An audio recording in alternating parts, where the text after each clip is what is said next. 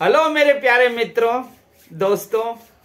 आज जरूरी जानकारी में एक विषय है जो बहुत महत्वपूर्ण है। विषय है दिल्ली में केजरीवाल क्यों हारा। क्या दिल्ली में केजरीवाल हारा? क्या जनता ने उसे हराया? जनता, अगर आप देखोगे रिजल्ट इलेक्शन का, तो जनता ने केजरीवाल को नहीं हराया है, क्योंकि वोट 44% जनता ने दिया है। 2-4% वोट के कारण कहीं पर 400 वोट से हारा, कहीं पे 600, कहीं 3000, कहीं 2000, इसी से, और उनके फिर भी 22 सीटें रह ही गई।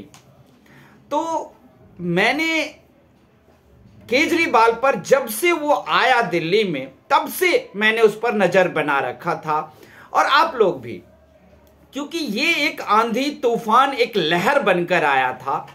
एक मिसाल कायम करना शुरू किया था राजनीति में। हालांकि केजरीवाल की जो आम आदमी पार्टी है, उसकी कोई विचारधारा नहीं है, वो एक फ्री की विचारधारा है, लेकिन फिर भी गरीबों के लिए एक मिसाल कायम करते हुए ये व्यक्ति आया। याद होगा आप लोगों को, आज भी है वो। एक अनिल कपूर का फिल्म था, नायक फिल्म। उसमें जो अनिल कपूर एक दिन का सीएम बनता है और वो जिस तरीके से व्यवस्था को ठीक करता है, ऐसी ही विचारधारा के साथ एक तूफान बनकर मिसाल कायम करते हुए केजरीवाल आया।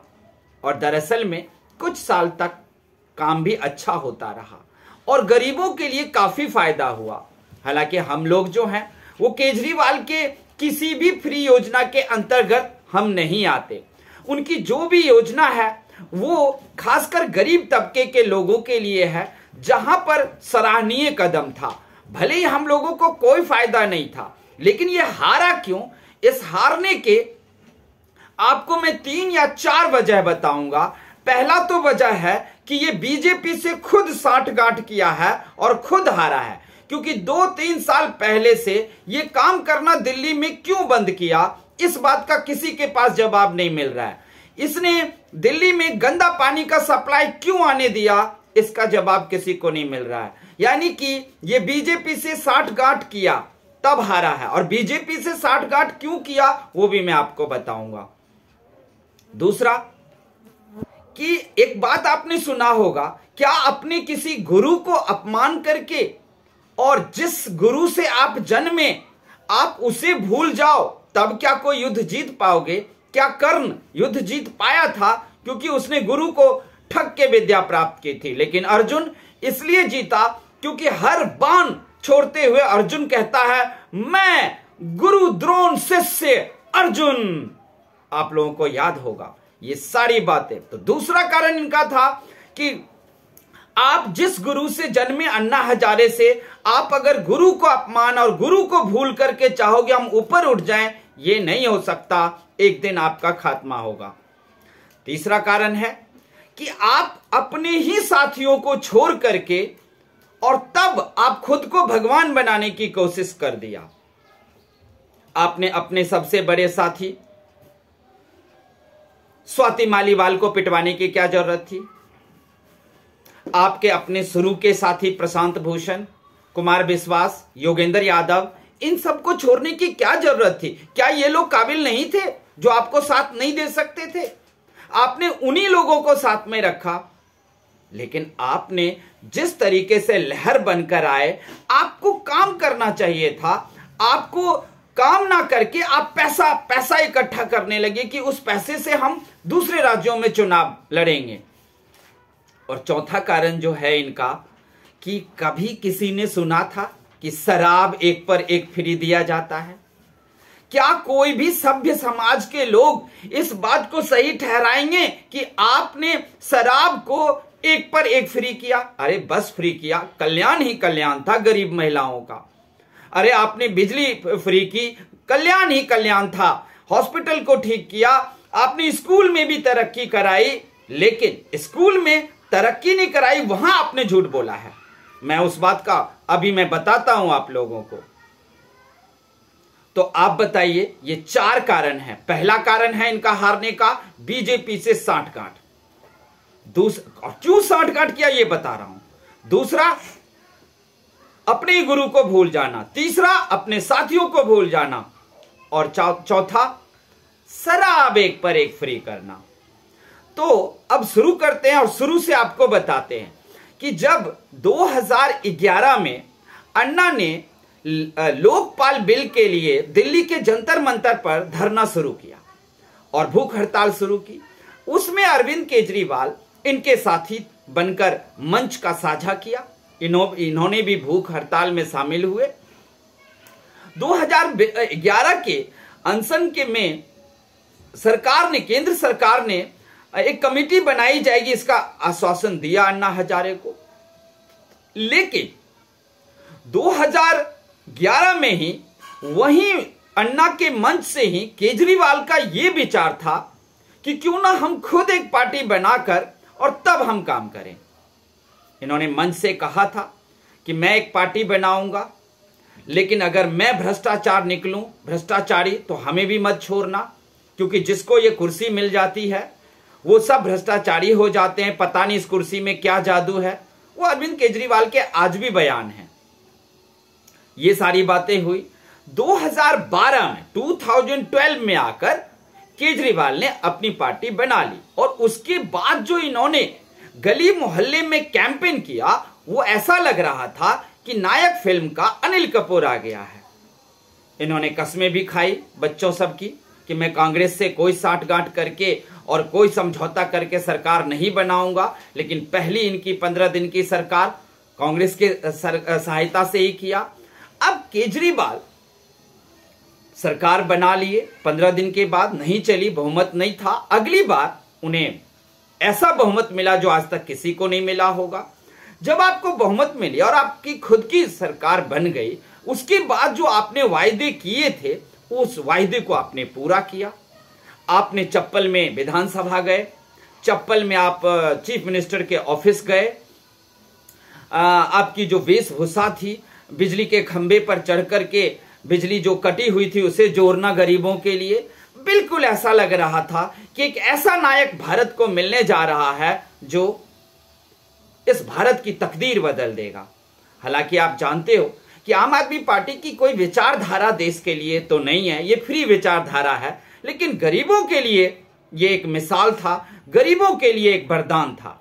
हुआ ये कि आप देखते हो कि कांग्रेस और बीजेपी, हमारे देश में दो पार्टी है, दोनों के अपने विचारधारा है। कांग्रेस सेक्युलर है तो वो अपने सपनों की भारत बनाना चाहता है और वो अपनी जगह ठीक है, और बीजेपी है जो आरएसएस ऑर्ग के द्वारा ये संचालित होता है।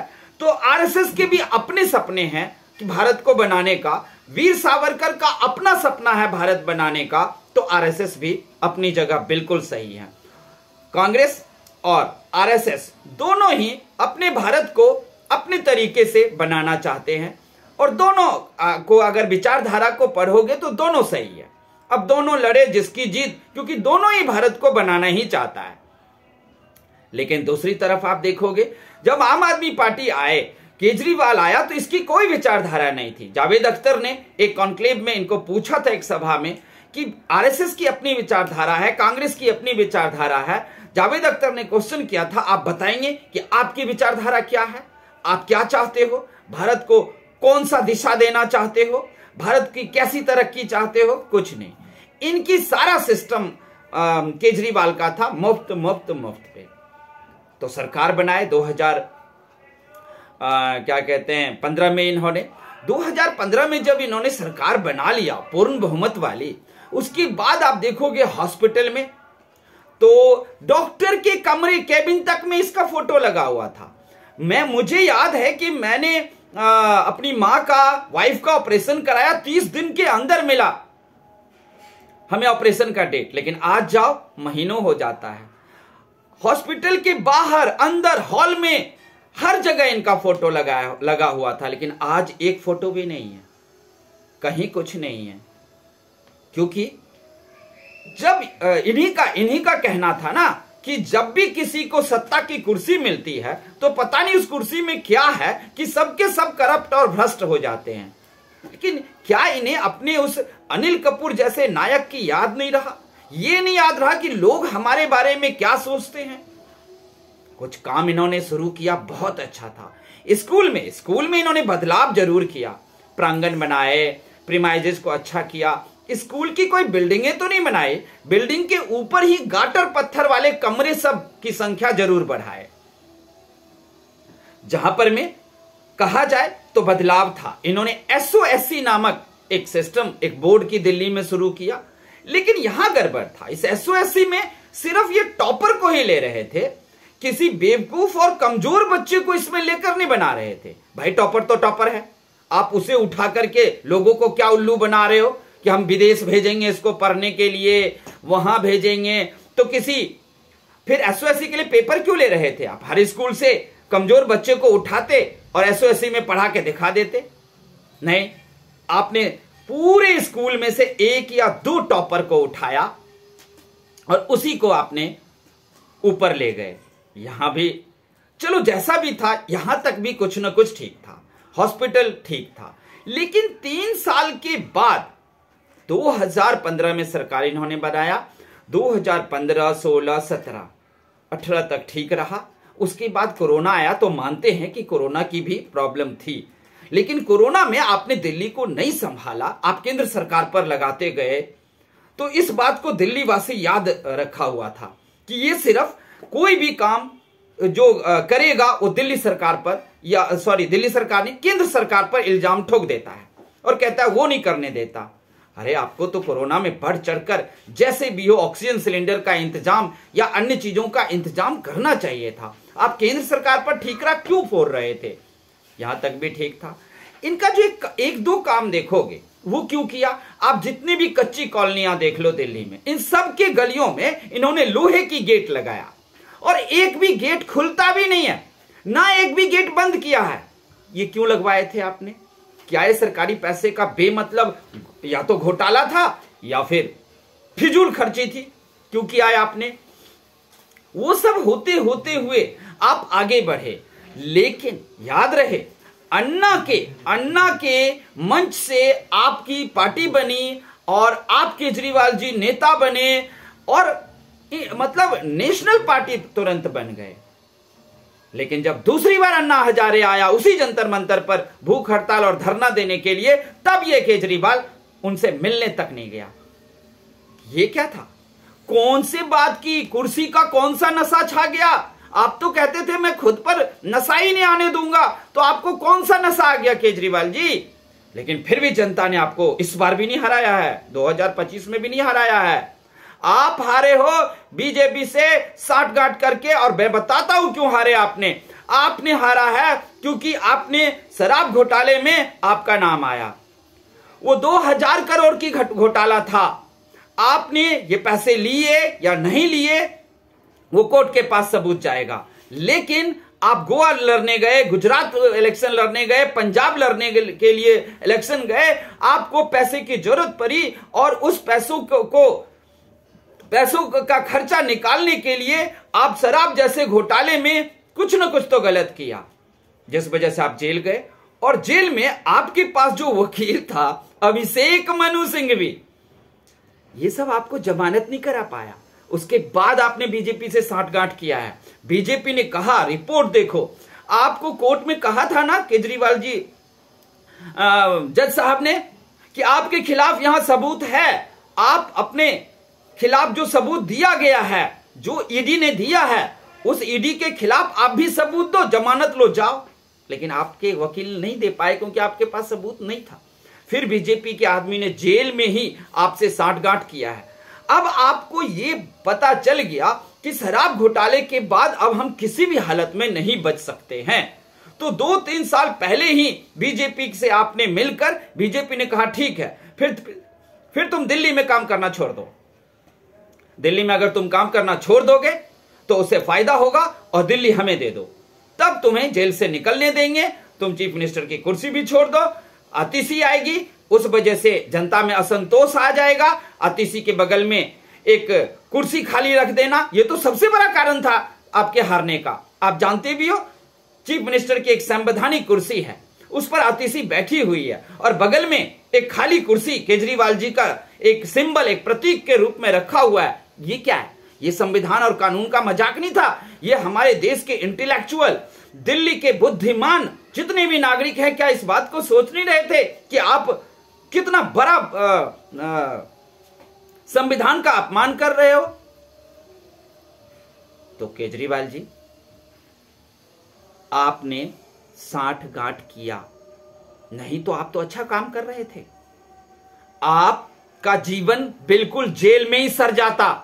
इसीलिए बीजेपी और मोदी से आपने सांठ-गांठ करके कहा ठीक है, मैं काम करना छोड़ देता हूं, गंदा पानी सप्लाई दूंगा, लोगों में बढ़ जाएगा असंतोष और जिससे वो मुझे हरा देगा। लेकिन फिर भी दिल्ली की जनता ने आपको हराया नहीं है। उन गरीबों ने 44%, 44% वोट शेयर दिया है आपको, जो कि कम नहीं है। 22 सीटें आपको 36 सीटें चाहिए थी मेजॉरिटी के लिए, 22 सीटें हैं। सिर्फ 8, 5, 13, 6, 14 सीटों की कमी, और 14 सीट को आप जाकर देख लो तो कितने कम मार्जिन से आपने हारा है। जनता ने आपको नहीं हराया है, आप जानबूझकर हारे हो। आप 2-3 साल से बिल्कुल काम बंद कर दिए। नहर, गली, मोहल्ला, सड़कें गंदा नहीं बनाया, गंदा पानी भिजवाना शुरू, जिससे जनता में असंतोष हो, लोग बीजेपी की तरफ मुड़ जाएं, और फिर आपको जेल से बचने का, पूरी जिंदगी जो आपको जेल में काटनी थी, आपको, सत्येंद्र जैन को, सिसोदिया को, सत्येंद्र जैन तो वैसे भी 8-9 साल जेल में रह ही लिए, तो कुछ नहीं किया था, तो क्यों नहीं निकल लिए आपके वकील? आप कहोगे बीजेपी ने ठूस रखे हैं, बीजेपी का ईडी। नहीं जी, जज किसी का नहीं है, और आपके पास भी धाकर वकील था, वो आपके खिलाफ सबूत दे सकते थे आप। तो यही बात दुनिया को बताना था कि ये जानबूझकर बीजेपी से सांठ-गांठ करके और तब ये दिल्ली हारा है, क्योंकि अब ये जेल से जिंदगी भर निकल नहीं पाता। तभी बीजेपी ने कहा तुम दिल्ली में काम करना बंद करो, दिल्ली में असंतोष छाएगा, गंदा पानी आएगा, जनता बीजेपी की तरह झुक जाएगी, दिल्ली बीजेपी को मिल जाए और तुम्हारा जान बच जाएगा, और वही किया गया है। तो आपको जितने भी कारण थे बता दिए। कोई गुरु, आपने गुरु का अपमान किया, अन्ना हजारे का, आज आपकी दशा ये हुई। याद रखना, पंजाब में आप जो कुछ कर रहे हो वहां से भी हवा की तरह गायब हो जाओगे। पूरी दुनिया को पता है हरियाणा में कि चुनाव कौन सा, 1982 का, 1982 में चौधरी देवीलाल आए थे, लहर और तूफान की तरह सीटें मिली थी, बहुमत और सरकार बना लिए।